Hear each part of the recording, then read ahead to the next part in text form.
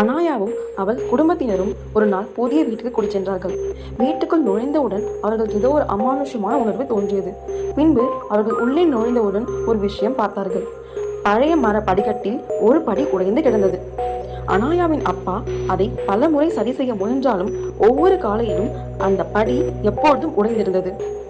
ஒரு நாள் இரவு அனாயா கீழ் வீட்டில் இருந்து அவள் படுக்கை அறைக்கு சென்றாள். அனைத்தும் அமைதியாக இருந்தது. அனாயா மெதுவாக படிக்கட்டில் மேலே ஏறிக்கொண்டிருந்தாள். திடீரென்று பாதி வரை சென்றபோது அவளின் பின்னால் யாரோ படிகளை ஏறுவது போல சத்தம் கேட்டது. அவள் திரும்பி பார்த்தால் யாரும் இல்லை. அவள் வேகமாக மேலே ஓடினாள். அந்த சத்தமும் அதே வேகத்தில் தொடர்ந்து வந்தது. மேல் தளத்தை அடைந்தபோது அந்த படி திடீரென்று இன்னும் பிளந்தது. அதே சமயம் கீழே இருந்து ஒரு நடுங்கும் குரல் கேட்டது, ஓடாதே என்று. அனாயா மெதுவாக கீழே நோக்கி பார்த்தாள்.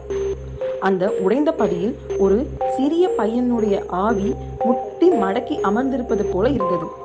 அவன் முகத்தில் ஒரு சோகம் இருந்தது. உடனே அனாயா, நீ யார் என்று கேட்டாள். அதற்கு அந்த சிறுவன் சொன்னான், என் பெயர் ரிஷி. உங்க குடும்பம் இங்கே வருவதற்கு முன்னால் நான் இந்த வீட்டில் தான் இருந்தேன். அனாயா அதிர்ச்சி அடைந்தாள். நீங்க இங்குதான் வாழ்ந்தீங்களா என்று கேட்டாள். ரிஷி ஆமாம் என்றான்.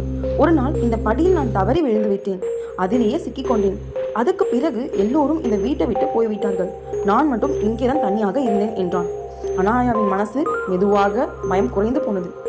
அவள் மேல்படியில் அமர்ந்து அன்பாக சொல்லினாள், பரவாயில்லை ரிஷி, இப்போ நீ தனியா இல்லை. அவளுடைய வார்த்தைகளை கேட்டு ரிஷின் உடம்பிலிருந்து ஒரு வெப்பமான ஒளி பரவியது.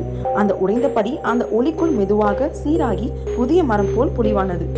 ரிஷி சிறு புன்னகையுடன் மெல்ல மெல்ல மறைந்து போனான். கடைசியாக நன்றி அனாயா என்று சொல்லிவிட்டு கிளம்பினான். அடுத்த நாள் காலை அம்மா ஆச்சரியமாக பார்த்தார். அட, இந்த படை எவ்வளவு நல்லா எப்படி சரியாகிட்டது என்றார். அனாயா அமைதியாக சிரித்தாள். அவளுக்கு மட்டுமே இதற்கு பின்னால் இருக்கிற மர்மம் தெரியும். இந்த வீடியோ பிடிச்சிருந்தா மறக்காம லைக் பண்ணுங்க, கமெண்ட் பண்ணுங்க, ஷேர் பண்ணுங்க. இது போன்ற மேலும் வீடியோக்கள் பார்க்கணும்னா நம்ம சேனல் சப்ஸ்கிரைப் பண்ணிக்கோங்க. இந்த வீடியோ பார்த்ததுக்கு நன்றி.